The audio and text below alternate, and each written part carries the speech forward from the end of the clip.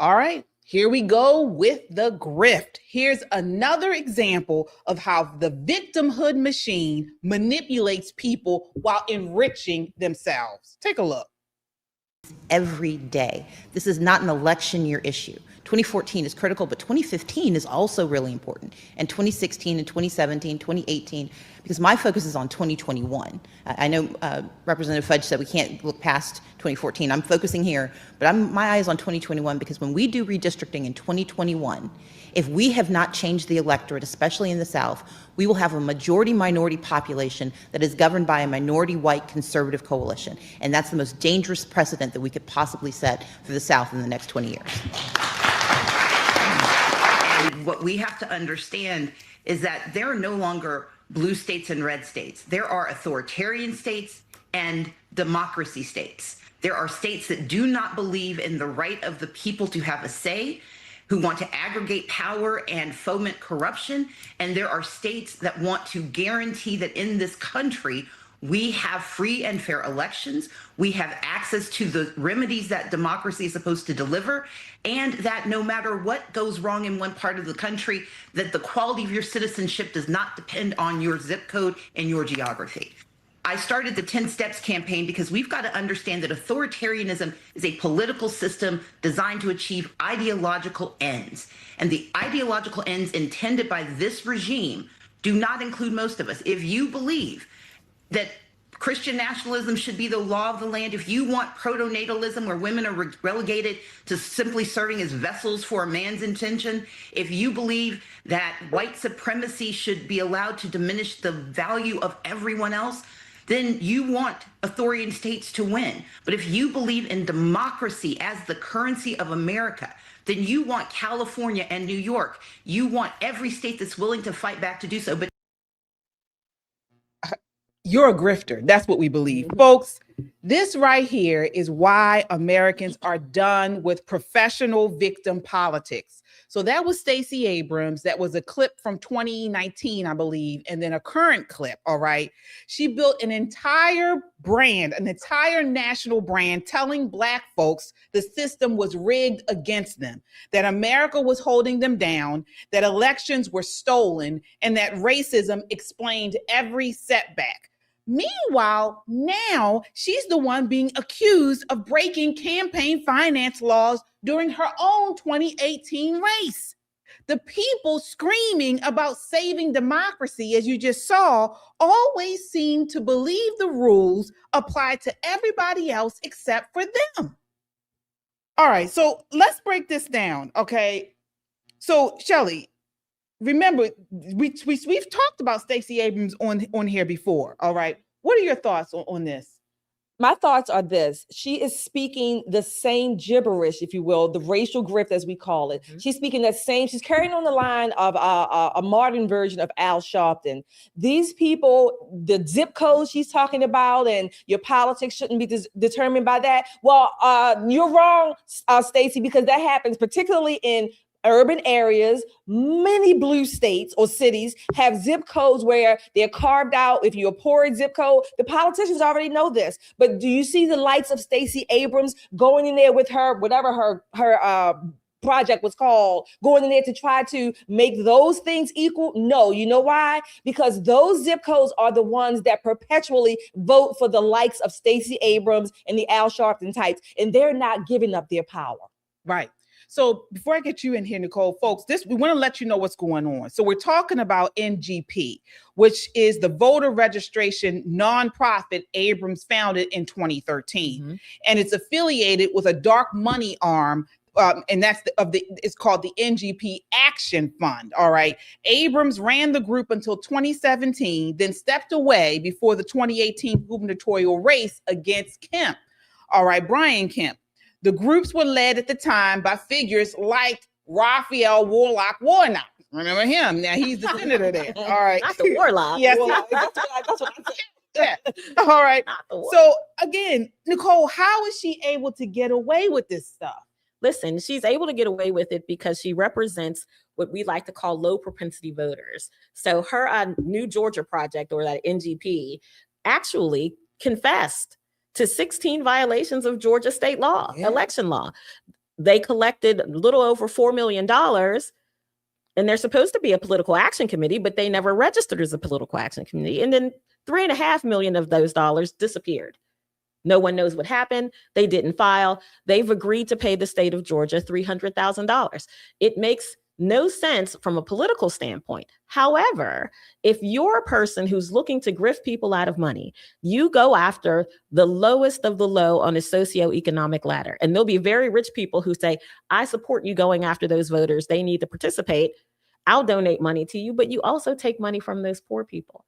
But what happens to that money? We don't know. They never told the state of Georgia. Shoot, Wow. Yeah, I know what happens. I can tell you what happens to it. It's called spend it on myself. Absolutely. Okay, cars, clothing, which campaign finance laws are in theory supposed to prevent, and they're set up to manage the funds that you get, manage how much you can be donated or someone can donate to you, have transparency, and to limit the contributions, and particularly for public campaigns. Now you can fund your own campaign as much as you want with your own money, but since you have public funds involved, there are limits and there are transparency directives and goals on the books. Now, personally, those laws, in my never to be humble opinion, are almost always ignored, run roughshod no matter what. However, this is what they do. They will find, these politicians, many of them will find ways to, again, redirect that money, those donations, your $10, your $20 to themselves to buy whatever outfit, and they will justify it. Oh, this is for political reasons, or this is for, I'm going to speak here on the political level. It's a grift. It is a huge grift. And many people that look like Stacey Abrams, maybe not as big as she is, but many people that look like her skin color wise fall for it, and they use it because it works. Well, now she's not eating good. She's definitely eating good. Yeah, she's definitely eating good. But now she's being brought up again on charges for campaign finance fraud. Take a look here. This is clip 1. I wholeheartedly acknowledge and respect ideological diversity. Yes, we have parties. I, of course, want my point of view to win. But the thing is, I've never done it at the expense of cheating at the game. That was two-time failed Democrat Georgia candidate for governor Stacey Abrams proclaiming her innocence following accusations of violating campaign finance laws during the 2018 election cycle. Abrams, along with 2 leaders from a voter outreach group Abrams founded, have been served subpoenas to appear before the Georgia Senate Special Committee this Friday as part of an investigation. The group New Project Georgia, which dissolved last year following financial and legal problems, has already admitted to 16 violations earlier this year and agreed to pay a $300,000 fine, the largest campaign finance penalty in Georgia history. When not denying fraud allegations, fighting subpoenas, or accusing Republicans of racism, Abrams says her main focus these days is, quote, fighting authoritarianism under President Trump. Why am I not surprised, Jake? Wow. These people are so shady. They're so shady. Again, they keep trying to play this victimhood, emotional race baiting propaganda, all while they're defrauding us. Absolutely. Right. And that's why this matters to communities outside of Georgia, all across the nation. If you listen closely to what she's saying is, don't believe your lying eyes or your increasing property value or your smarter children or the fact that, you're feeling upwardly mobile. All that's false. We have to stand up for majority Black communities. This 10 Steps program, all of that is about getting back their supermajority Black and Latino districts. I keep telling you guys, brown is the new black. Black voters better wake up. They're importing the people that they're going to replace you with. You won't have any political power. We need to start voting our interests.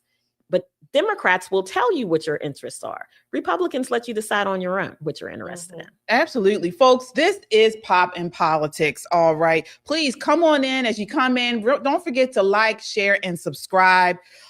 If you're tired of these race baiting grifters, all right, that are trying to tear our country apart, you're in the right place because we are pushing back against them. So please, as you come in, hit that like button. Make sure you share this broadcast, share it in your social media, share it in a DM, in a text message, and subscribe. Join us. This is what we're here to do. We're here to call these people out. And guess what? People are waking up. They're waking up, and we're excited about it. All right. So as you guys can see, we have on our merch tonight. We all have on a different shirt. I have one of my faves, not black, not white, American. Do not let them divide us. This is what we're all about here on Poppin' Politics. We're calling them out, the race baiters, the grifters, because we love America and America needs to thrive. That's what it's all about. Nicole has on her shirt tonight. I have on the classic Poppin' Politics tee. Remember, I used to tell you guys about this all the time and say, get the white one, get the white one. Then I went out and ate crabs. I can no longer wear the white one. So I'm just wearing the black one tonight. Smart, edgy, and conservative best describes the show, but it also describes our viewers, our subscribers. Smart, edgy, and conservative. All of you should have this shirt too. Yes, indeed. And Shelly. That's right, everybody. I love this one, unapologetically American. No shame in my game. American to the core. Oh, okay? Bring your mic over, Shelly. Oh, I'm sorry. American to the core. I'm sorry, everybody. No shame. I'm going to wear this shirt. I mean, I love it anyway. But again, American, America first, American first. That's what I think. That's the way I'm going forward. I hope you join me. Absolutely, folks. And again, it's not black first. It's not Latino first. You know, it's America first. Because guess what?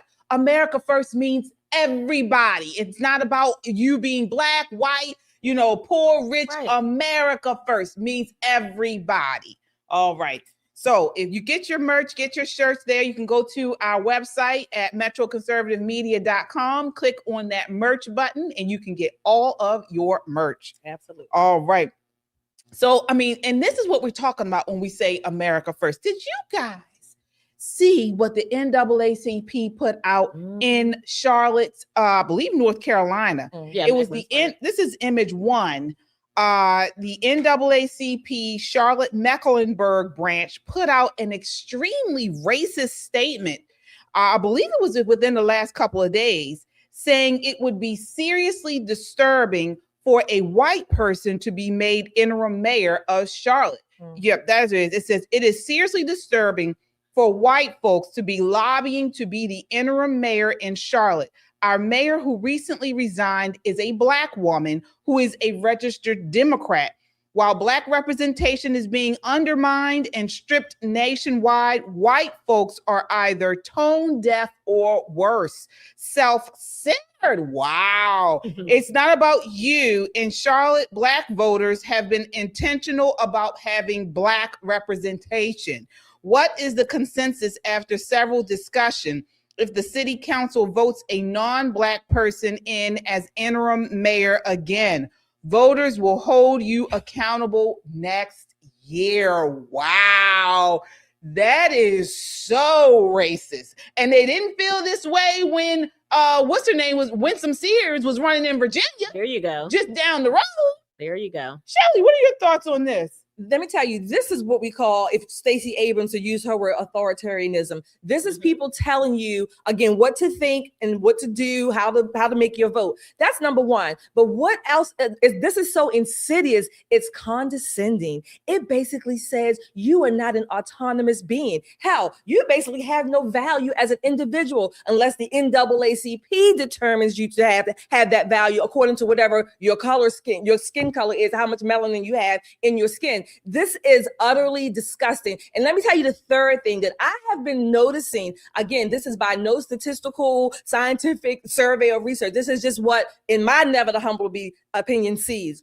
I'm seeing more of these black grifters, these race hustlers. They are coming out big time. They are not even trying to disguise their virulent racism, particularly towards white people. And white people, many of you are taking it because of some white guilt, false white guilt that you have. It's pathetic. And so are you. To these race grifters, you are equally, you are worse. You are literally trampling on individuals, Americans, mind you, and trampling on them, their thoughts, their minds, and their actions, telling them what to do. You're going to set this all up. How dare you? Charlotte, Mecklenburg, you better raise up.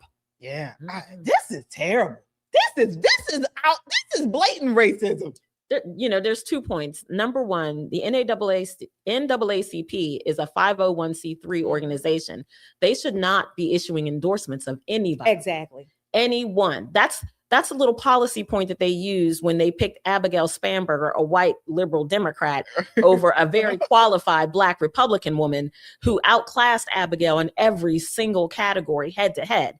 Their excuse was, well, we're a 501c3 and we can't come out against the Black woman, or against the white woman just because she's white. Well, I thought the name of the organization was the National Association for the Advancement of Colored People. Mm-hmm. I guess pink is a color, though, right? Is that what it is? But the National Association for Asinine and Crooked People. Yeah. But when we talk about this, one of the other things I want you guys to think about is what Shelley hit on. We call it suicidal empathy. Mm-hmm. And this is happening not only to white people, but to some, independent thinking Black people. They say, oh, well, what's it going to kill me to side with them on the Black interim mayor? It's not going to kill us. We're going to elect a new mayor anyway. You know what it's going to kill? It's going to give them a sense of power over you. If you follow what they say, that directive, what should make them think that they're not going to issue another directive that you won't follow? Fooled around and everybody will be wearing a mask again, Charlotte Mecklenburg. Mm-hmm. People need to stand up, stand for your rights, and show this NAACP that they don't run anything but their mouths. And it literally might kill you because their policies are so lax. They don't they don't believe in law and justice. They don't believe in that. They don't believe in protecting the unborn, babies in the womb. So that could literally kill you. They don't believe in they like you mentioned the COVID when they were masking everybody. The education systems are generally in these areas are faulty. I mean, the list goes on, folks. If you in 2026 are still voting for people based on skin color, then you are the problem. You're the op. And let me just say this caveat. Y'all can get mad at me. I don't give a damn. Okay. Truthfully, when I see this is, I think, part of the consequences of all this race-based whatever. When I see a Black person running for office, my initial gut reaction is to run the other damn way. Woo! I kid you not. And I know that's not fair. I admit it's not fair. It's my bias initially, okay? Of course, I'm going to dig and look at their platform, but my initial reaction is like, you know what? They're going to be about race grifting. They're going to raise my taxes. They're going to try to take away my rights. Every damn thing that is anti-American, certainly they're going to slaughter babies in the womb. They're going to advocate for it. Anything that's anti-American, I will bet you 9 times out of 10, that's going to be their platform. So my initial reaction is for me to run the other way, pull the other lever just because. Wow. Yeah, it is. There it is. Folks, what are your thoughts on this? What are your thoughts on it? Now, this is 3 Black women telling you this. We got 3 Black women saying this, all right? But, I mean, at the end of the day, folks, we are just saying, stop with the race baiting, okay? What are your policy platforms? What are your values? What's important to our community is not the color of your skin. Right. CJ Pearson had yet another viral tweet, or I don't know what they call it on X now, a viral tweet or post over the weekend where he said, as a Black man, especially a Black man from Georgia, I don't need a Black representative. I need a competent representative. Black or white makes him no difference. This new generation that's coming behind us are just that much more race blind than we were. And I'm telling you, they are. If we do this the right way, we may actually realize Martin Luther King's dream, where people are judged on the content of their character instead of the color of their skin. Yep. Yeah, we got some super chats here, folks. Sound off. Let us know what you think. The best way to do that is your super chats. We shout out every super chat throughout the show. And it is a great way to support the channel, folks. We don't have sponsors. All we're doing, you can see we have our merch and we have you. So you guys keep us online. Your super chats go a long way in doing that and helping us produce this content. And we appreciate the support. So who we got? Who do we have here up here? Come on, producers. Let's roll them down. All right. All right. Well, while they're getting the roll going, we're going to make sure you hit that like, share, and subscribe button out there, everybody. Look, I'm glad to be back. I was off for a few days, just had, some things helping some family members and helping where I could help. And when it was not accepted, I just stepped back. Okay. Kept my little Black ass back home. Right. But nevertheless, Right. Nevertheless, I'm glad to be back with you all out there in chat land. Hit that like, share, and subscribe button. Don't forget, we have a website, metroconservativemedia.com. You're going to find some editorials there. You're going to be videos. You can shop until you drop. So go ahead and do that right now, and we will come back to our super chats. All right. Yeah, it looks like we don't have any super chats. What's going on, y'all? Who's going to super chat? Who is going to be the first to super chat tonight? All right. Let us know. I thought I saw a super chat one there. But we'll keep it moving, folks. So it's not just Black folks that are just Black leftists, I should say, that are, unhinged. There are white liberals, folks, white liberals that are unhinged. And we're talking about those tonight. So how unhinged, particularly, do you have to be to normalize stealing? All right. This is what's coming out of a leftist dumpster fire like the New York Times. So they recently interviewed commie Hasan Piker. He's been all over the news recently. And some goofy editor from the New Yorker, or writer, I should say, named Gia Tolentino. All right. Folks, you're not going to believe this. Look at this crap. This is clip 2. Steal from the Louvre. Yes. I would not be logistically capable of executing such a fact, but would I cheer on every news story of people that I see doing it? Absolutely. Absolutely. Yeah, I think it's cool. We gotta get back to cool crimes like that. Like, bank robberies, right? Stealing priceless artifacts, things of that nature. I feel like that's way cooler than the 7,000th new cryptocurrency scheme that people are engaging in. Mm-hmm. Would you steal from Whole Foods? You want to go first? Yes. And I have under very specific circumstances. I think that stealing from a big box store, I'll just state my platform. It's neither very significant as a moral wrong, nor is it significant in any way as protest or direct action. But I did steal from Whole Foods on several occasions, like I've been involved in like a neighborhood mutual aid group since 2021. And so every week I would go get groceries for Miss Nancy, my now family friend who lived nearby, and she wanted to go to Whole Foods. She wanted food from Whole Foods. So I was like, okay, great. And so I'd be getting Miss Nancy all her groceries, and then I would finish and I'd be like, oh my God, 4 lemons. I forgot 4 lemons. And on several occasions I was like, I'm just going to go back, grab those 4 lemons and get the hell out. And you should go to prison. I know. You think they're going to ban me? They should throw you in jail. But I didn't feel bad about it at all. Mm-hmm. And was part of it because of how you feel about Whole Foods as a corporation? Yeah, it already felt like a bit of a compromise. Like at the time I was like, I had not been to Whole Foods. I had a bit more sort of consumer discipline about where I was spending my money then. And I already felt like I was in the hole even by shopping there. And it certainly felt in a utilitarian sense. I was like, this is not a big deal. Well, right, guys? I'm pro stealing from big corporations because they steal quite a bit more from their own workers. However, one thing that might even help your ethical dilemma is the fact that the automated process that they designed, these companies know will increase shrink, right?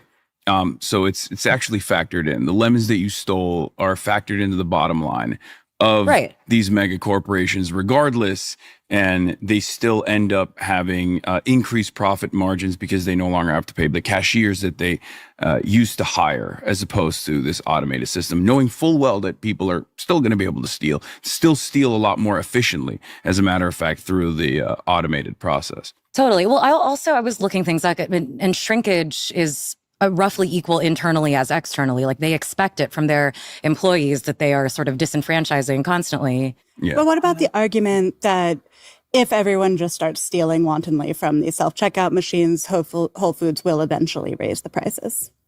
Yeah, chaos, full chaos. So, all right. So we got to get into this, folks. Lord. So, that was Hasan Piker. All right. Yes. Chink's nephew. And he is a leftist. He's like the big leftist now.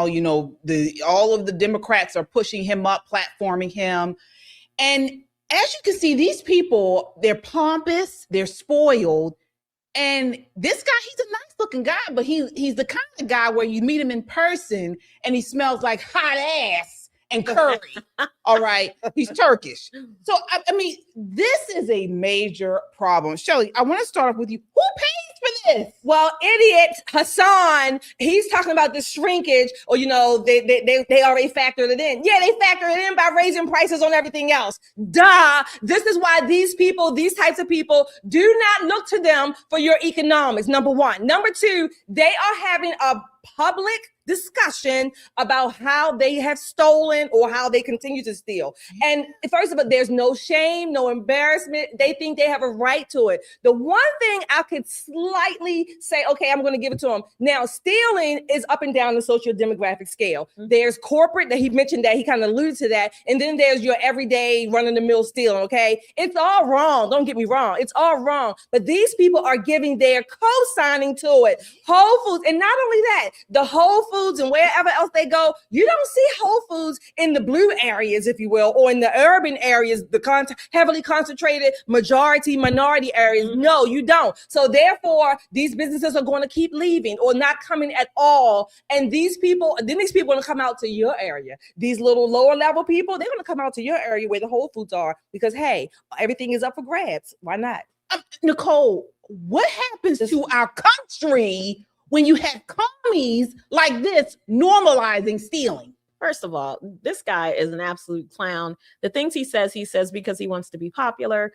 I couldn't get past the Beijing beard that doesn't match the hair and that first finger ring. I'm telling you, folks, anytime you see a man with a ring on his forefinger, run. He's a jackass of the highest order. Make no mistake. The reason why Hasan Piker is picking up steam with very liberal Democrats is because he's known for saying, quote unquote, the quiet part out loud, like the United States deserved 9/11. Suddenly he's a darling of the Republic, or excuse me, of the Democrat Party. Now he's on all these shows talking about, oh, stealing is not a problem. They added into the bottom line. You know who pays for the bottom line? We do. So when you talk about what happens to us as a nation, groceries get expensive. And then people complain, I can't afford to live here. How many times do we hear that? Democrats complain about unaffordability, but here we have three very liberal Democrats sitting in a secure facility on $3,000 sofas, talking into $2,500 microphones, kikiing and hee-heeing with their, what is that called? That Van Cleef and Arpels bracelets on, talking about stealing 4 lemons from Whole Foods, when there are people who wish they could go to Whole Foods, who are eating at the bodega. They don't have lemons. They got that squeezy lemon. They got lemon extract in it, but they don't have real lemons. They are so removed from what real American life is like. They are so elite. They don't understand. Let's talk about how elite. Let's talk about how elite, folks. These people are millionaires. This makes me sick. These people are millionaires. Hasan Piker. Okay, let's talk about who he is. He was born, he's around 34 years old right now, born in New Brunswick, New Jersey. He's Turkish. He's the nephew of Cenk Uygur from the Young Turks. Am I pronouncing his name right? Something like that. Yeah. Don't worry. Yeah. Get it. All right. He went to Rutgers University, cum laude. All right. Dual degree in political science and communications. These are yuppies. All right. And they're pushing this messaging not to their other yuppie friends. They're pushing it because they know the lower class people will actually go into Whole Foods and Walgreens and CVS and steal. And so then they lock up everything. So the regular people like us have to take time. It takes 15, 20 minutes for somebody to unlock it. And then it's just giving us more hassle to get our products. All right. But this guy, I mean, he's a Twitch creator. All right. He's got over 1 million, I think 3 million Twitch followers. And he's a millionaire. He's worth $8 million. But this is not a one-off. These commie Democrats are out here pushing this mainstream. And while they're telling people to steal, this is what people are doing. Absolutely. Yeah. And not to mention that all of the stealing and shrinkage, if you will, they also prevent employers from hiring people. So the people that you claim, again, these purported policies that these politicians claim they're going to help the lower class find jobs and they're not going to have them. Why are the employers going to be, they're not going to be able to pay them? And why should they bring them into their stores when their stores are experiencing so much shrinkage, stealing, theft? This is, the consequences flow downward. Okay, because the Hasan Pikers and whatever that woman's name, where are they going to live? They're going to live in their gated communities. Absolutely. They're going to have their maids and their help bring their groceries in, stop and get the groceries on the way in, or they're going to have delivery and things like that. They're going to be eating sushi, you know, all kinds of stuff. I like sushi, don't get me wrong. Me too. That's not the point. The point is that they are pushing an ideology, if you will, an ideology that is detrimental to the people they claim they want. And let's talk about what happens when they push this. All right. You have literally in Baltimore City, where we are now, the theft is so high, carjackings, break-ins. Take a look at what we have to do now. This is clip 7. Yeah, but that serious game said looters will be stoned or beaten to death. Like, this is crazy. Then I don't even think this is effective because of how much bigger the car is. This shit is crazy. Where is this? So you saw what he did. So that was somebody here in Baltimore City where theft is up, you know, robberies are up. He chained his car to the house porch. Did you see that, Nicole? Yeah, I saw the chain. But you know, the last time I saw people chaining cars was probably back in the early 90s in New Jersey, where they were, you know, stealing cars, taking them to chop shops. I mean, you couldn't get out of you had to kiss your car goodbye. You got out. You're like, look, wow, I may or may not see you ever again. It was really bad. And the way that they got through that crisis is, one, they stopped slapping them on the wrist and started locking them up and giving them real jail time instead of probation. And number 2, they broke down the chop shops. So there's no use in stealing somebody's car if you're not going to get any money out of it, right? And the truth be told, gas is damn near $5 a gallon. Who's stealing a car for a joyride? I love the ingenuity. I just hate that somebody's going to pull his porch and down. Nigga culture can come with a pair of bolt cutters real quick. Nigga culture, they're going to find a way. Nigga culture will cut that lock, cut those chains, you know, rip open that trunk and that hood of the car, whatever. They're going to ramage it, you know, run through it. Nigga culture does not give a damn, okay? They want your stuff. They want your stuff. They want my stuff, and they don't give a damn. Well, you better watch it now because you're saying nigga culture. Now, you heard her, y'all. She said nigga culture. All right. But nigga culture got the Walgreens locking up mascara and makeup and all this type of stuff. And now black folks are out here calling it racist. This is clip 3. Walgreens in New York, all the lighter shade foundations are left open, but all the darker shades are locked. It's pretty self-explanatory. Granted, that's literally how it feels like to be a black woman in the beauty space. Sorry, not sorry. And there just comes a time where you gotta stop just overlooking things and you actually gotta speak up about something. There's so many other ways to solve the problem that they're insinuating. It's hard enough finding your shade, let alone it being locked up in a box. You stupid, stupid woman. You stupid woman. Okay, how about if you go out to New Hampshire or you go out to these areas that don't have high crime and you don't have to have your things locked up. But because people like Hasan Piker are telling these black Democrats to go and loot the Walgreens and the CVS, and we've literally seen it here in Baltimore. They go in with a big backpack and they're just stealing everything. Now we got to have everything locked up. But you all, the Democrats, will then turn around and say it's racist. So, first of all, let me tell you something silly. When you're talking on the microphone by yourself, take that damn fuzzy thing off. Just clip it to your chest, okay? if it's 2 people, I can see you passing the mic. But if it's just you, just clip the microphone to your chest, okay? I hate that when seeing this one person. That's number 1. Number 2, the Walgreens and the CVS's of the world, they have a new category. I looked it up today.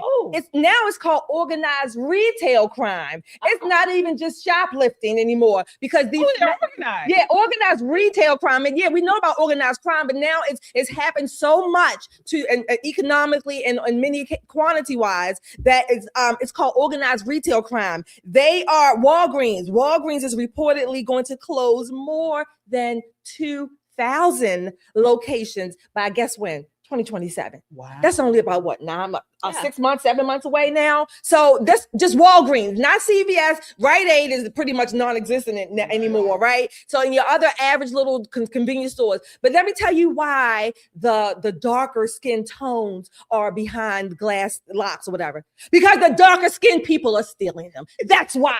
That's it. That's why people that look like us, they are the ones in the Walgreens stealing the stuff. That is why most, and I don't care if that sounds racist, some racism, or if you want to call it that, is just true. You got black people, particularly black women, and Lord, don't let the gay, the little trans ones go in there looking like men and women when they're the opposite sex, really. But you got those are the people going into these stores, stealing their makeup and cosmetics, looking for all these skin tones, whatever. L'Oreal can't lock it up fast enough. They cannot. This is why. So if you want to call it racism, keep your black ass out of the damn stealing lanes and buy the stuff that you want at the Walgreens and CVS's. And maybe, just maybe, it will add some dignity back to you and the community. Well, let's talk about Nicole. I mean, you got these black Democrats are out here saying this is restorative justice, that we shouldn't have to buy. It's okay to steal a little bit because this is restorative. The only thing that's restorative is that this means that black teenagers won't get jobs at Walgreens, right? Yeah. That people who are looking for part-time jobs won't have them at these stores. So let's just break down the numbers. Walgreens reported in their South Side study, talking about the South Side of Chicago, that the shrinkage in that store is 16%. Woo! That's four times the average of any other Walgreens in the nation. Now, they're also paying almost $400,000 a year just in that store for personal security. You would think between the plastic, everything locked up, and the personal security, the extra associates that come and help you get your tampons and toothpaste because it's all locked up, it would increase their bottom line. What their studies have shown is it costs them more money. So they're not only closing these stores because of crime, they're closing these stores because they're not profitable. And Walgreens is a business. It's not a charity. Exactly. If you're looking for free makeup and cosmetics, Walgreens is not your place. But I tell you one place you bet not go is Target, because Target will prosecute you to the fullest extent of the law. You go to CVS might let you out the door with it, but honey, they got your license tag number, your mama's maiden name, and every damn one thing else, and they will come for you. Walgreens took a softer approach, and they're in a different position than these two competitors that they have. That $400,000 for private security in a Walgreens is foolish, especially when the rules of engagement were don't stop them if they're trying to steal. That's why they're closing. That makes no sense. You guys remember we saw those three little boys in their pajamas stealing from a Walgreens. There was a reason why they weren't at CVS. There was a reason why they weren't at Target. Walgreens wants to be, a woke company. And this is what happens to woke companies in 2026. You get to close 2,000 of your doors. Absolutely. That's what gets to happen. And then they hate business. Folks, Right. These leftist liberals make me sick. They make me sick. They hate business owners. They hate corporations. But guess what? These corporations, these businesses are employing hundreds and thousands of people and giving them jobs and giving them benefits and things. So it just does not make sense. But it makes sense when you don't understand economics, because you never invented anything. Right. You've never owned anything. Exactly. You've never started anything. Never You know what? signed a I'm going to check. tell you something. Yeah. I'm going to say something personal here. I have a little small company here.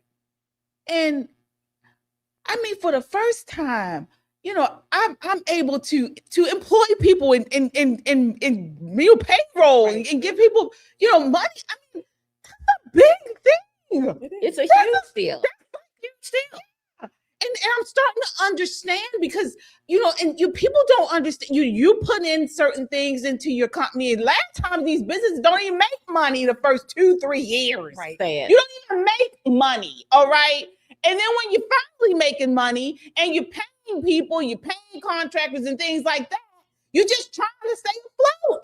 But these Democrats, all they want to do is tax, and take. They hate hard-working people like you, like me, like all of us. Exactly. They hate us. Exactly. Absolutely. Look, KJ, on your personal story, I totally understand that. What most people, I'm talking about your normal average person, okay, American, right? Most people, they will work, they want a job. They know they put in work, they want to get paid, right? But not only that, it brings them a sense of dignity. Yeah. And most people will be employed by someone else at some point in their lives, maybe for most of their career, right? Most people don't I'm going to say mind that, because number one, if they can grow professionally, they can learn, they feel like they're contributing, they will even work harder. They will do overtime or whatever if they know that there is if I'm going to call it a balance between the relationship with the company, the work, all those things fit in. Most people want their employer to succeed because that guarantees that they can succeed, Exactly. especially when they're contributing well. Exactly. I don't understand. These people are just hell-bent on destruction. Nigger culture. It looks to destroy, steal, kill, and destroy. Well, not just nigger culture. We're talking about curry niggers because we got Mondami. We got Mondami who wears the ring on his forefinger. Okay. Let me just say that. They're creating this sort of villainization. Is that a word? Villainization of business owners, of corporations. I mean, when have we heard in my lifetime you're giddy about taxing people? I've never, usually even Democrats avoid the idea of taxing. But we had Mondami out here talking about he's giddy in front of the corporation owner's house. Right. They're gonna tax the rich. Well, you see how that worked out. Yeah. You see how that worked out. That very same business owner was like, "Oh, these 16,000 jobs we were about to do here, we taking and going to Florida, homie. We ain't got this to do." There's a line that I think that America was almost comfortable to getting close to. You know, when you hear these elitists talking all this pie in the sky, back in the day, we used to call it Willy Bobo. They kicking that Willy Bobo bullshit. Wouldn't it be great if everybody was equal? Wouldn't it be great? Wouldn't it be great? No, it would not be great. Somebody's got to be first. That is the American culture. Someone's going to be first, and no one's going to remember 2 through 25, right? Those 2 through 25 are going to work harder so one day they can be first.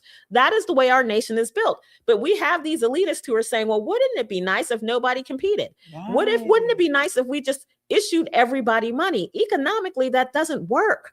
It just doesn't work. And what happens when you run out of my money? Right. Whose money do you then spend? They think they can just blink and snap at the taxpayers. To your point, one more thing, I'm sorry, about businesses. Let me tell you how also businesses are scaling down, if you will. When I went to the hospital to visit some family members over the last couple of days, I noticed now major hospital here, Johns Hopkins, major, world renowned, right? In pretty much every one of their retail shops, whether it's the food, the gift shop, every one of them, guess what you got to do? You got to use the kiosk, pay for it there, and then go pick up your order. There's no cash exchange. So not only is there no cash exchange, they are reducing pillage because you're going to use your card, number one. They are reducing the employees. And not only that, on a personal or just a human interaction, you lose that interaction with the employees, right? You lose that just every day. The community. You lose that. So because Johns Hopkins, whether they're a nonprofit or not, they are in the business of getting their money. Yeah, you're right. I haven't had the same thing. I had to take my uncle to DC actually, to the hospital, and it was the same thing. Yeah, they don't have cashiers anymore, and it's really sad because it's like even the elderly don't have a issue with using it and stuff. They need help using it and everything. Yeah. So this is what we're talking about, folks. If you are against this, if you are against taxing us to death, if you are against the grift, if you are against the race baiting, subscribe. You're here. This is a home for you. This is the family. This is the family. All right, we got S-Files talking about exactly what we're saying. Mondami wants to destroy New York City so he can build his socialist paradise. That's what That's precisely what boiled it right on down to the absolute nth degree. And what I call these types of people, I call them curry bean nigger.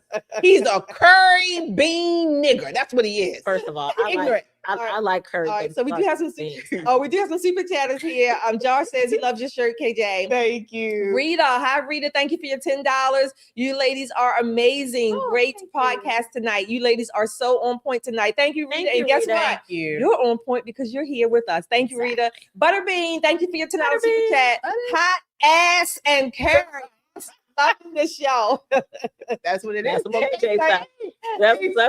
They do. They are pungent. They are pungent. Oh my God. Let's say they are definitely pungent. Thank you, beautiful scrapping. Thank you for your $5. This week, I've been showed signs of love for one another personally through teens and animals. We are connected in love and respect. Absolutely. All right, beautiful. Thank you for that. All right, the rest of you. Oh, Mr. Jeerley, thank you for your $5. Thank you, ladies, for telling the truth. Thank you, Big Island, Hawaii. Oahu. We got to come out there and see Mr. Jeerley. Listen, Thank you. we need to pull up on him. All right, everybody. Thank you so much for your super chats. Keep them coming. We will read them, and make sure you are liking, sharing, and subscribing. Absolutely, folks. We need your help, folks. We are on here for you. We're telling the truth. We're pushing back against the grifters, against the race baiters. This is where you need to be, and help us by subscribing. And again, your super chats go a long way in keeping us online. As you can see, we're all wearing our merch tonight. It's a folks, show our merch shirt. We don't even need the online store. We all have our shirts on tonight. I am wearing the not black, not white, American. Do not let them divide us. This is one of my favorite shirts that we have here on the Pop and Politics website. Well, actually, it's metroconservativemedia.com. You can get all your shirts there. Nicole has her Pop and Politics. I have on my classic Pop and Politics. What does it say? Let me see. Smart, edgy, and conservative, because I got a bunch of shirts. But I love this shirt. It's super comfortable. It looks good. And let me tell you, no one is smarter, edgier, or more conservative than you all. Josh Winston says we look good tonight. Thank you. Josh, we try to look good every night, sir. Just Thank for the you, record. Josh. That's Thank for you, the Josh. record. Thank And you, Josh. I'm wearing my unapologetically American. And guess what? We did not tell each other which shirt we were wearing. We We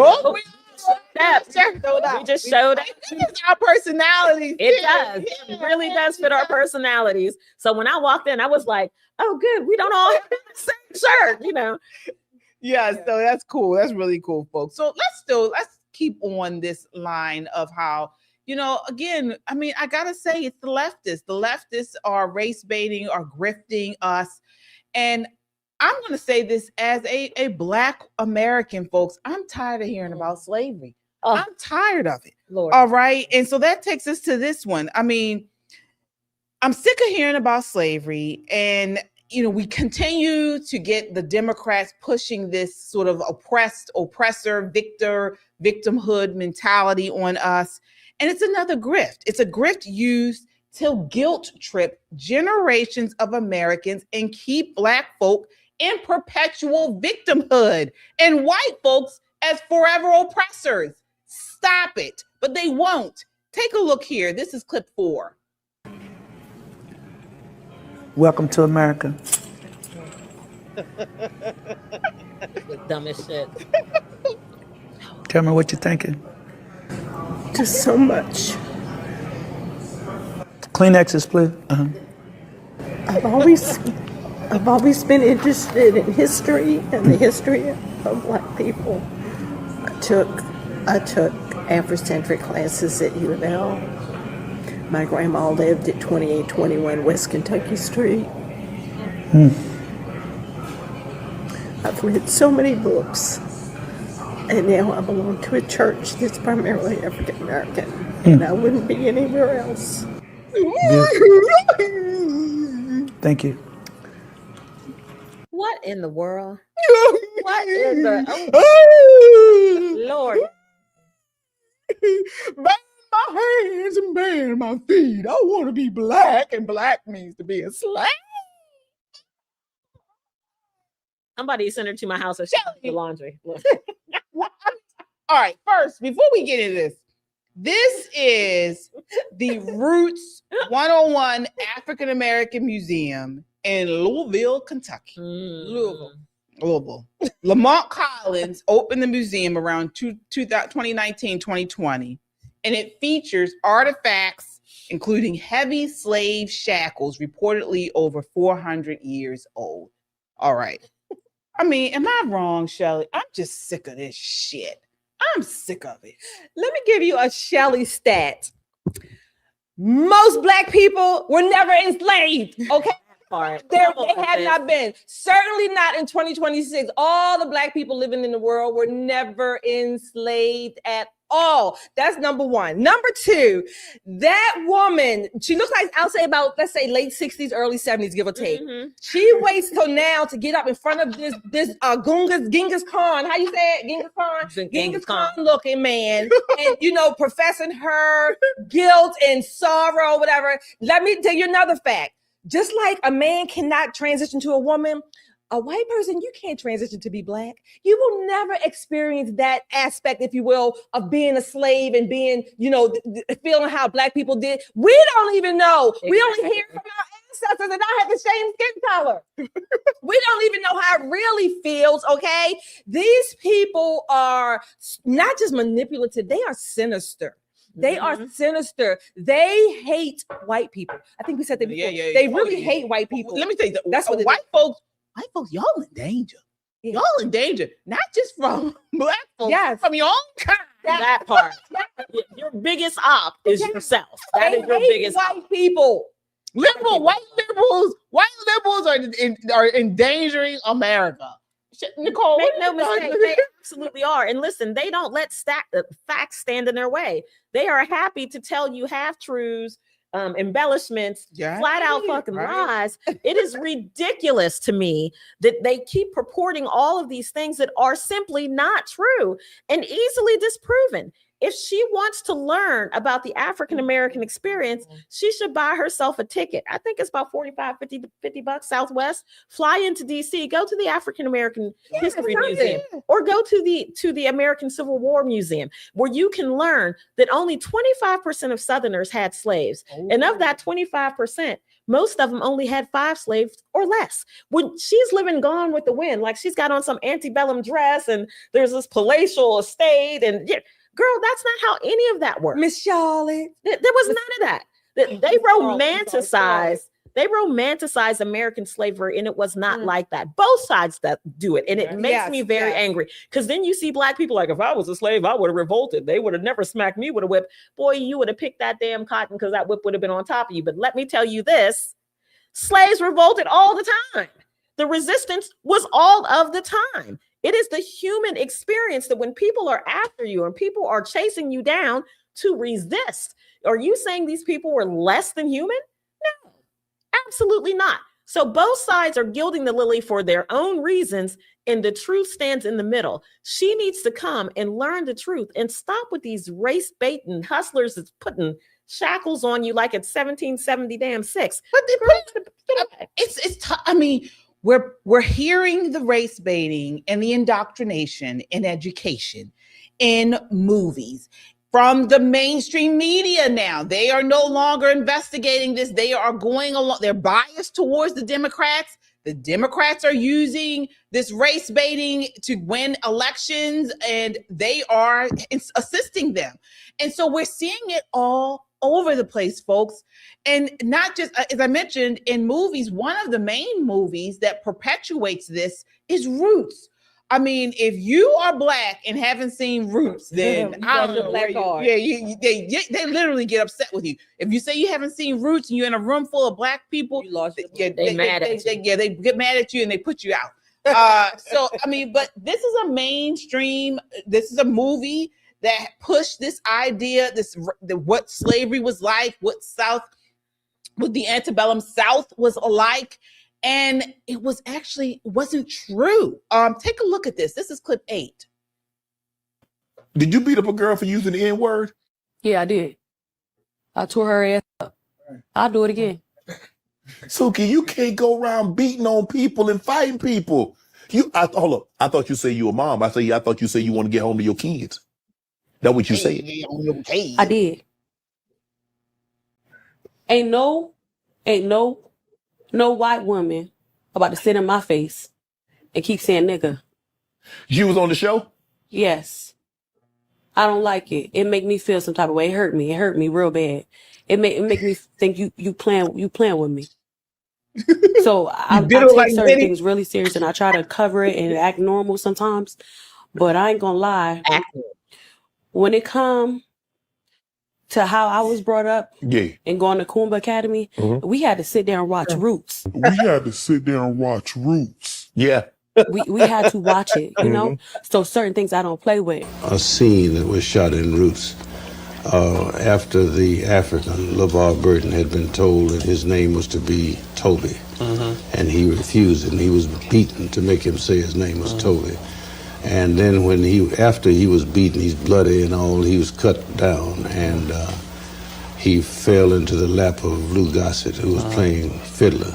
And the emotion of that scene was the most gripping thing I think we witnessed. That was the dramatization. How much of that actually was recounted to you? I mean, was there a lot of interweaving story, a lot of leeway given in the storytelling? Oh, you're talking about in the book or the film? Well, that your family passed down. I mean, how much Well, detail what my family passed down was, at best, a skeleton. That's all you could expect of family. What a lot of it, I thought maybe you were going to ask, and maybe you are in another way, is how much of the book is fact and how much is fiction. Well, a whole lot of it's fiction. Just like any history book you get, a whole lot of it's fiction. And I say that in the sense, how the hell do I know what Chicken George said 200 years ago? What you do is you research the time, the area, the people, the climate, the atmosphere, and you make up dialogue as best you can that seems to fit those things which you are able to research. Nobody can write accurately about what happened when he or she was not present. Even if you are present, you may not report accurately what was said. Something like that. How important is it to be accurate, though, in history? Well, it's important to be as accurate as possible. It was a lie. It was a lie. And you have a lot of black folks. Folks, you guys know. You all know black folks that live and die off of roots. All right. They're out here beating up white folks off of roots. Okay. And it was fictional. It was a lie. But folks, roots is the left sacred cow, all right? And they use it to emotionalize and to get these black folks riled up and hate white people. It's what it does. I want to shout out Kofi19 on Instagram. That was he created that that clip we just saw. He's a great Instagrammer. He is. And great work. Shout out to him.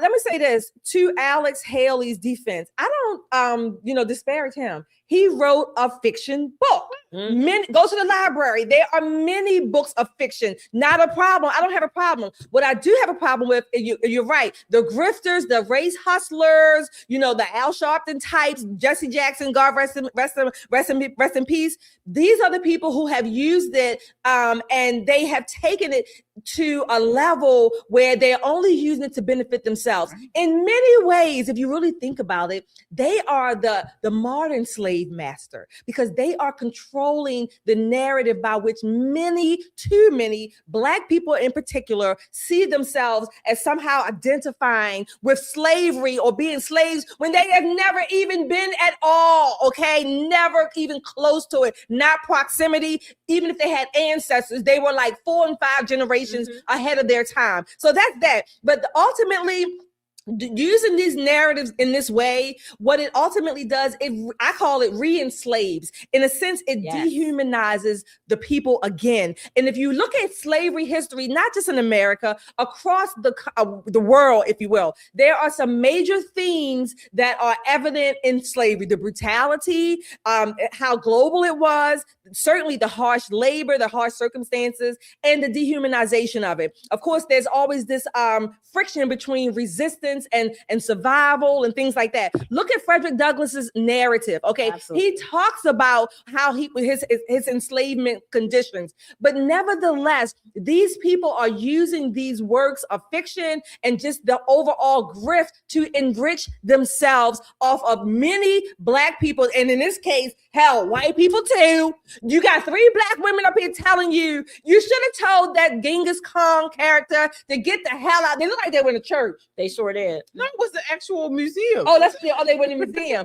They should have just told them, you know what, man? See, again, I keep saying this. They don't have us there in these places. I know we get the information on in social media. I get all that, but they don't have us there because number one, they probably would put us out because we would just actually educate the audience. This is a grift, okay? Look at us. We're black women. You're white people. We don't want your tears. You cannot be black and we can't be white. But nevertheless, neither you nor I were ever enslaved. Right.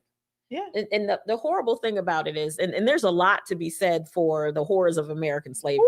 Whether, people were field slaves or house slaves. They both had their different, things that they needed to negotiate, abuse and whatnot, and that kind of thing.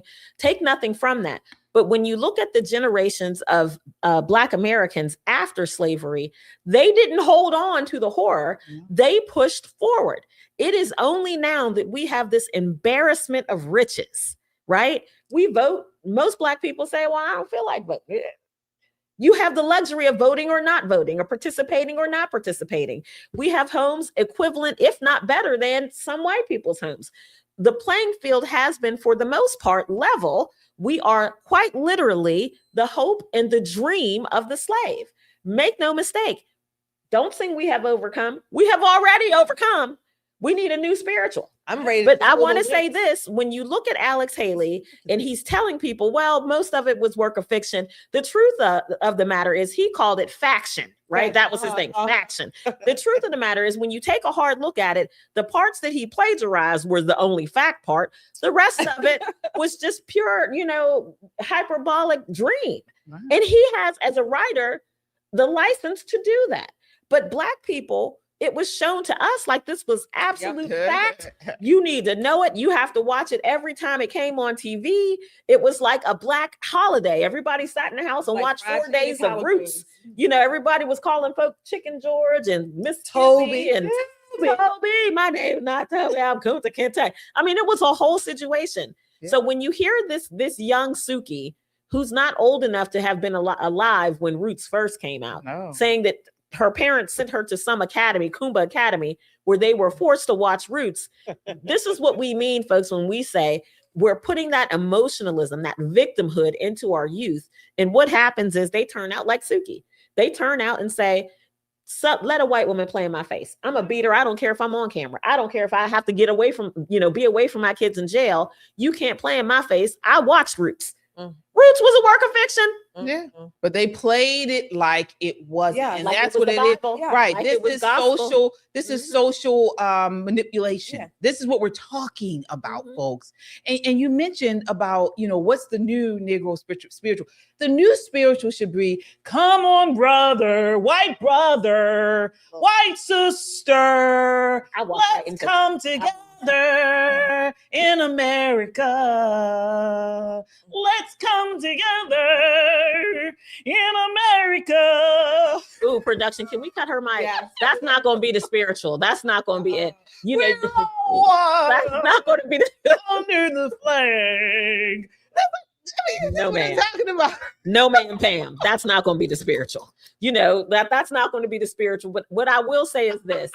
When we think about how Black America and white America have grown together throughout this space of 250 years, we have a lot to look forward to.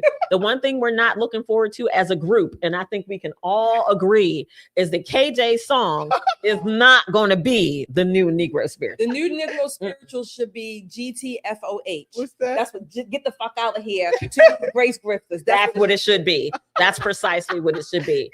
That is what it should be. Well, let's put a poll up, but what you think it should be?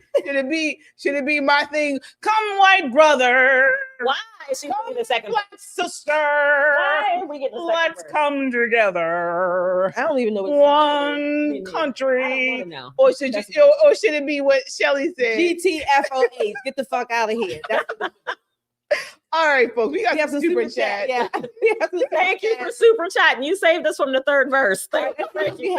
Come on down. Faith from VA. Hi, Faith. Thank you for your $10. Hi, beautiful ladies. Thank you for all your hard work. You speak what I feel. Well, Faith, let me encourage you to go ahead and speak what you want to speak to as well. All right, Josh, thank you.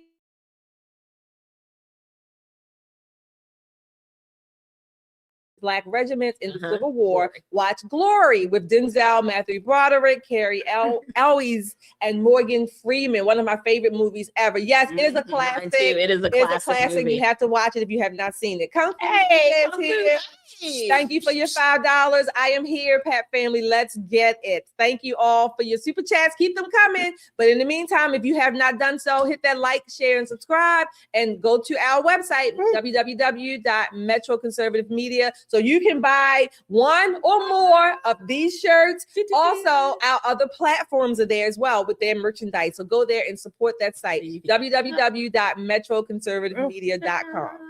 All right, guys. All right. So all joke aside, though, we're all one in Christ. Absolutely. We're all one in Christ. So, and that's all I was really saying. And my voice is off tonight. So, oh Lord, I'm coming over a cold. I'm getting over a cold. So, girl, excuse me.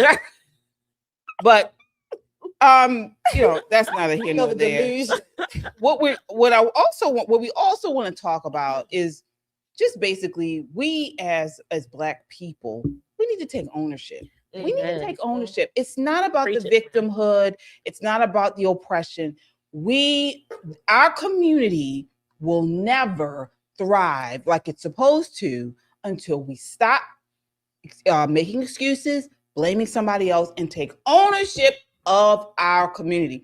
Take a look at this next clip. This is Shelby Steele pretty much saying that. This is clip 9.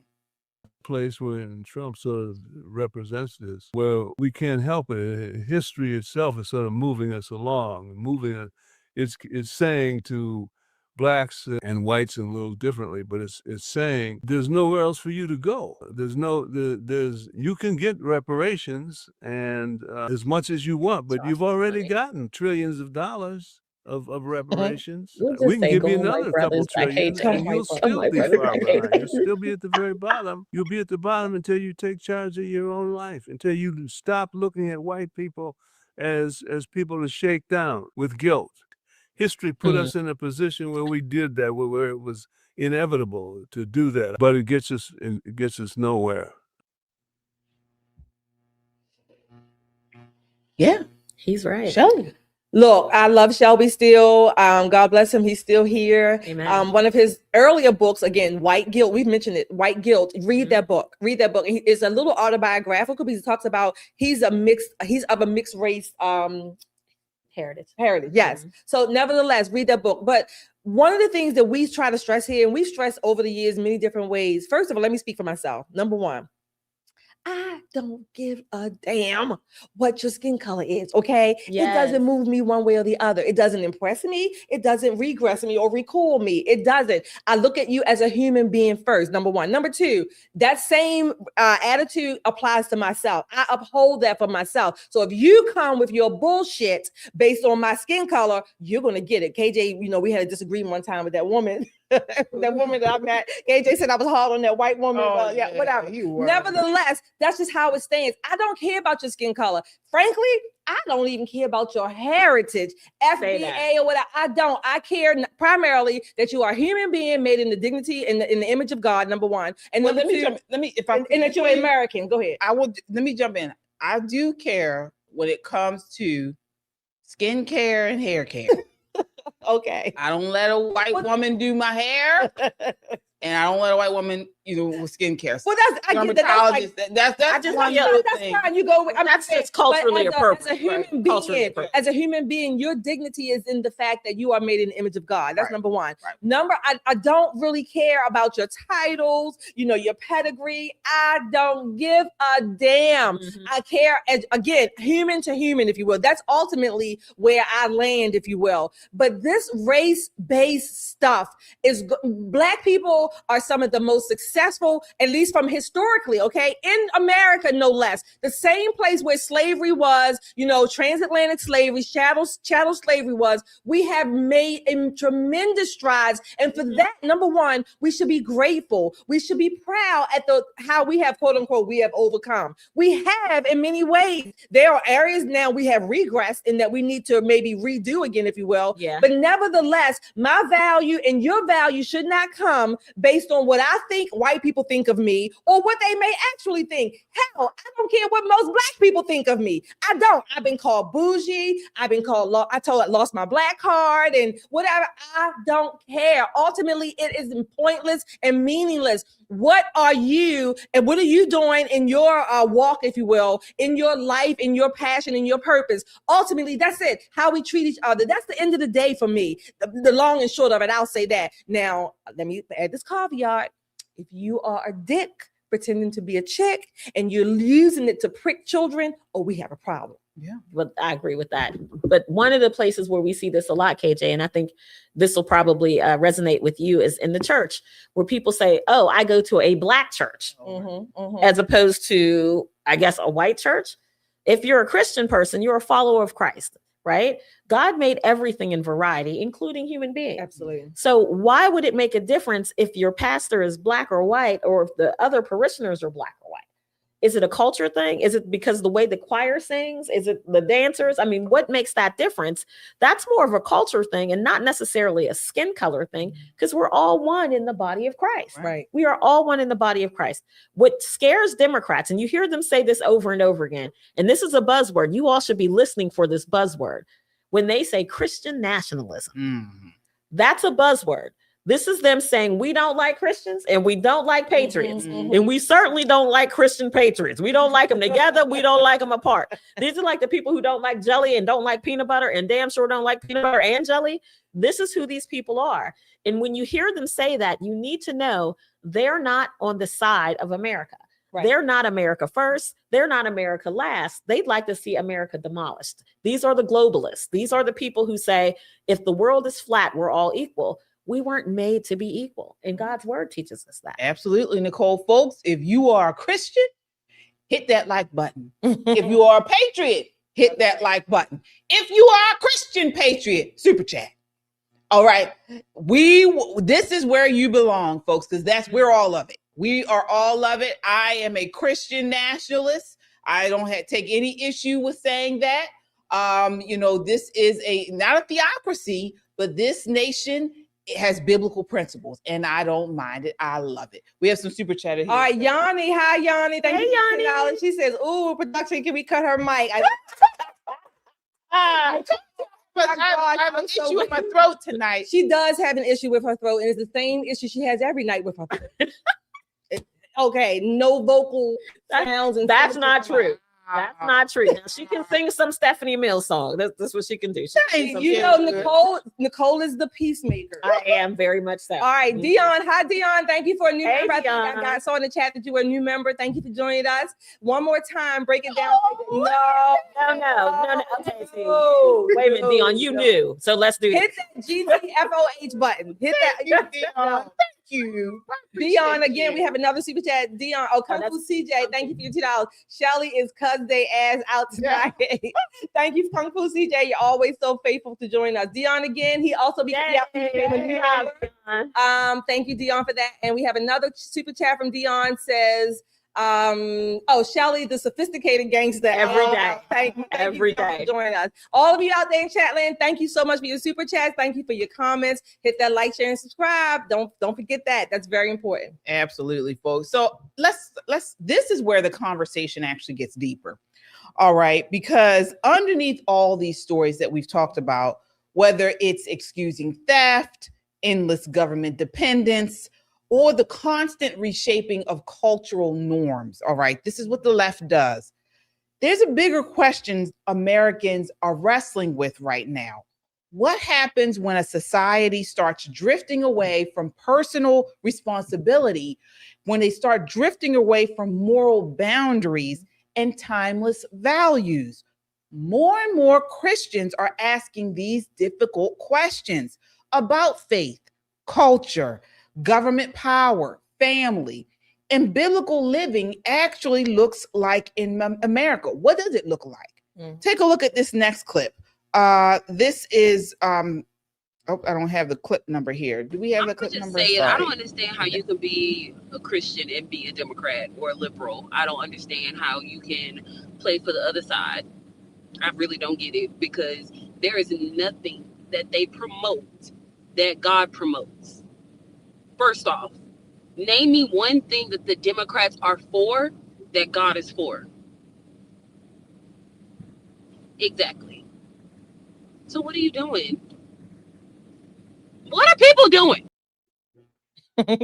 Yeah, I'm asking the same questions. I mean, and I'm not talking about people who live in leftist areas and may be, Democrat in name only because they don't have a vote unless they vote, are actually registered Democrat. I'm not talking about these people. I'm talking about people who support the Democrat Party, the policies, the platform. How can you do that and be Christian? Shelley, what are your thoughts? Okay, so I think it's a couple of things. Number one, most people vote based on emotions and they think they have some kind of personal likability with the candidates. That's number one. So most people are not as into the platforms as we may be. That's number one.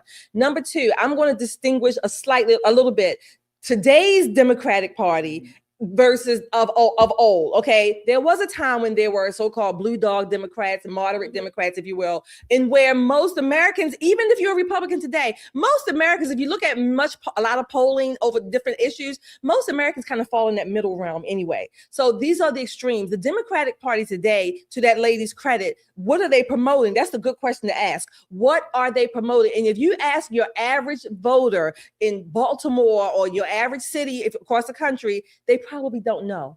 They think that those people that look like them, they're going to take care of us. They're going to look out for us and look out for the people, or these little, 60s rebel slogans or whatever. That's what they're voting on. So most people, they don't know. So in that way, they are distant from what the actual platform is. So this is why it's important for people like us to point out that other layer, that a more important layer of how the policies actually play out in real life and how they affect, and why we are so adamant against the Democratic platform as it stands today. So that's how people can still be Christian in that sense. Okay. Honestly, many of them just don't know. What are your thoughts there, Nicole? There are a lot of people that profess to be followers of Christ that are not. And that's just the long and the short of it. There are many churches that are focused on the prosperity gospel. You donate $10,000 and you're going to be blessed. Well, what if I only have $100? Or what if I only have $10? Do I not get to be blessed?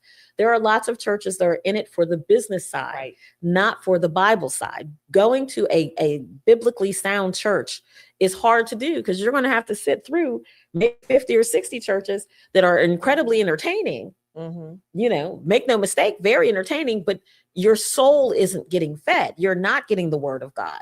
And if you do, it's heavily interpreted. And then they throw in, a little bit of secular things. And you think, well, I got a little bit of the word, but it's close to my house. Do you know what I mean? That choir's good. I'm going to keep coming. So when you talk about Christianity, there's varying degrees of that.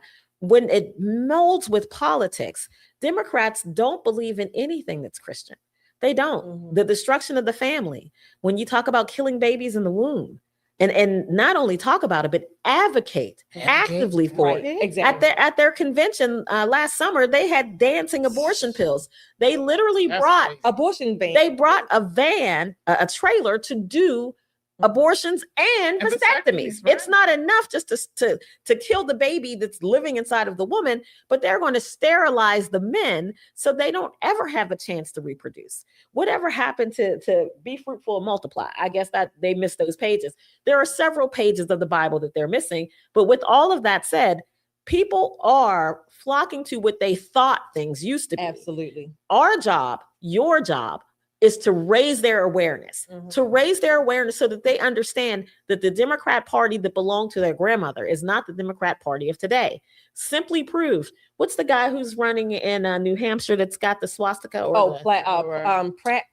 Something. Graham is his Graham name. something. Yeah. He has a white nationalist tattoo. As much as they like to call us white nationalists and white supremacists, they actually have a man who's running on the Democrat ticket that Hasan Piker endorses. Again, that first finger ring, when you see men, run.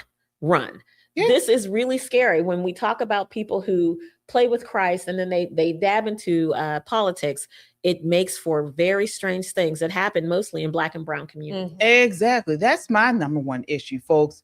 Anytime the Democrat Party is about putting us in boxes, right? They are about dividing us by race, by gender, by faith and things like that. And when if you are declare you are a Bible believing Christian, that is not what the way. Okay. This whole idea of the Black church, that is not biblical. All right. And how we're seeing the Democrat Party in lockstep with the church, the Black church, it is not biblical. It is not. And that is the worst. That's the major mouthpiece we're seeing when you talk about politics. Kamala Harris, first candidate to go to an abortion clinic. That's your Democrat Party. Right. All right.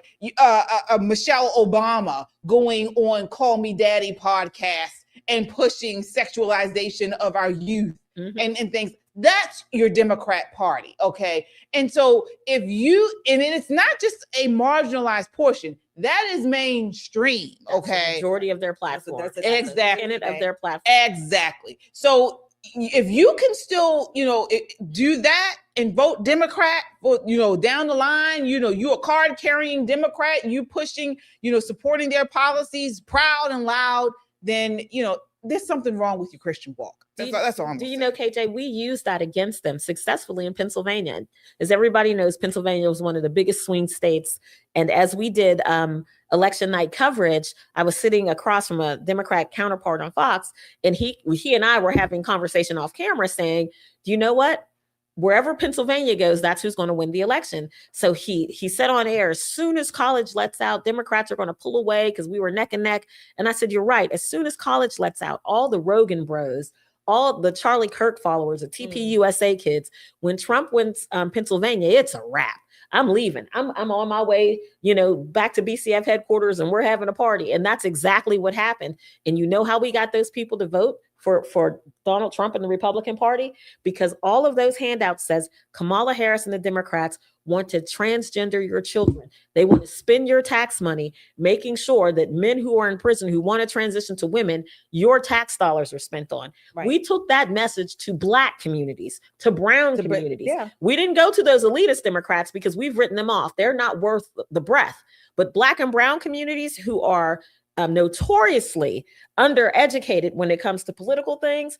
When I tell you they were having a fit, these people were melting down. They said, this can't be true. I said, oh yeah, here's the video. Here's the video of her in San Francisco saying, yeah, we're going to spend this money transgendering. And why shouldn't we do it? Right. Why shouldn't we do it? And this is how we won Pennsylvania. And this is how we got to move forward, folks. I mean, you have Hakeem Jeffries out today. He lost it. Folks, they are losing their minds over this redistricting, okay? And they are trying to pull out all the stops. They're race baiting. They're, doing all sorts of things, mostly race baiting about this redistricting. It is really a thorn in their sides. And we got to continue to push the facts. We got to continue to call them out, and we need you guys to assist us to do it. So as you come in, hit that like button. It helps to get this video out in front of a wider audience, and subscribe, folks. Subscribe.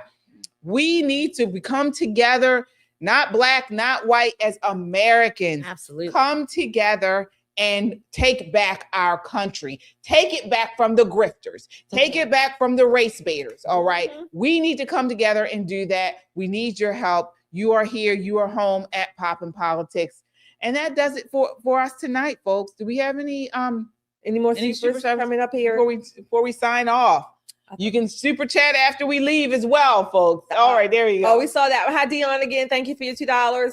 The Scrapping Beauty. Thank you for your $10. You are my sisters from another mother. Thank you. Yes, we are. Thank you so much, everybody. Thank you for all your super chats. Thank you for just always giving us your support. Coming in here tonight, our mods in that chat, the Scrapping Beauty, Laura, Allie, Alex, Josh, Kung Fu CJ, Jessica. We thank you so much. Mo Momo, I think I saw you in there earlier. Yeah, so we Momo. thank you so much for your support. We couldn't do this without you. Absolutely. Let's not leave out Frankie Wibbon. Listen, Frankie, you're my guy. And who is it that said Hakeem Jeffries is an ass? I fully co-sign on that.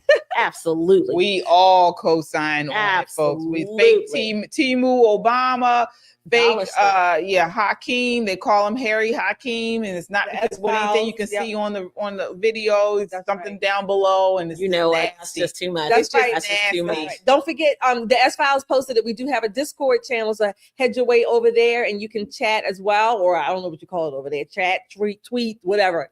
Allie, thank you for being a member with us for 13 months. Allie. I said, when are we doing a meet and greet? Well, we may do one.